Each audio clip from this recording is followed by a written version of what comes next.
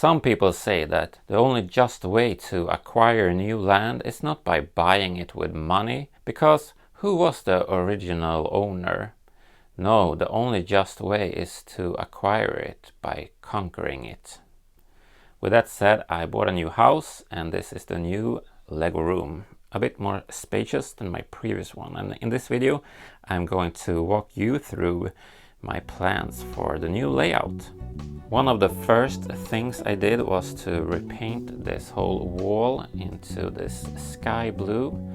In this video you can see the color that was before, some sort of 70s retro style. And I'm going to add clouds that I will paint by hand on these walls to give that extra depth and sort of feel of realism. But now let me walk you through my plans. Over this area we will have the town itself. It will be about this size, so it's not going to be super big, but it's going to be like a small town area. And in front of here we will have the railroad lead into a tunnel, so we can imagine that it will continue on into the rest of the world. Down here by the water we will have a harbor area, a port of some sort.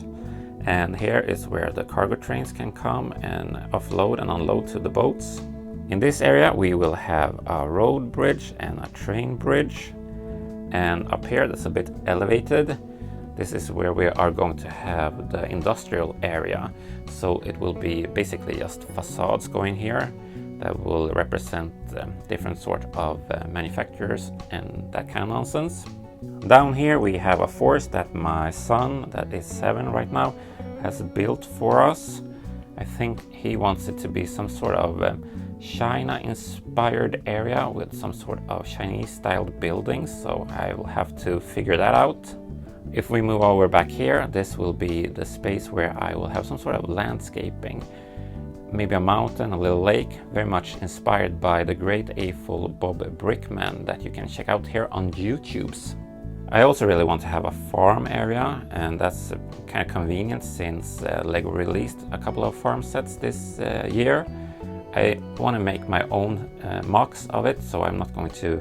I might buy the new sets, but I will modify them a lot. I'm also thinking of adding a smaller town here, just a couple of buildings, a little settlement or something. And back here there will be a train station, and we will have an airport finally. So I think that's going to be super fun to play with different sort of aircrafts that can be taking off and landing and being parked in hangars or whatever kind of nonsense. And I have this second water area here where there might be a beach or something going on there. And I thought it would be kind of fun to present this new layout to you, not just having the tables just flat naked here, but covered with all of these base plates. You can imagine that the Red Army of Sultan just rolled in here on some sort of special nasty operation war thing and just conquered it. But it looked kind of unoccupied, to be honest. Just that old castle over there. And also a bit weird that we have a tea drinking Snapphane over here. Back here, look, it's those pesky pink frogs. Also, if you're wondering where these tanks are from, that's from a Chinese brand called Sluban. And that's also Sluban, and that's Sluban. Pretty poor quality, I wouldn't recommend it. You can get it from Amazon and those kind of sites. This is Kobe, a Polish brand. I really love these sets. But they're like bricks, so there's no interior or anything. It's just like a model of different tanks. They have a lot of cool stuff, and that's pretty good quality, to be honest, but the minifigs are awful. And back here is just a mock that I made of a kind of cartoony tank. We give tanks to Solbrick by hitting that tanks button so he can buy more Lego sets.